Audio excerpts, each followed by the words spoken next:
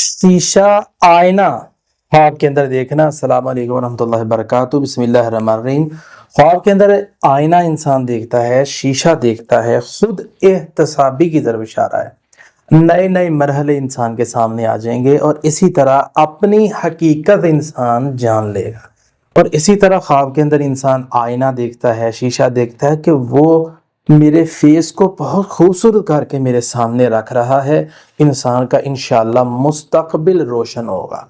और इसी तरह फेस खूबसूरत देखना, खुद एतमादी बढ़ेगी और अल्लाह ताला जिंदगी को रोशन कर देगा।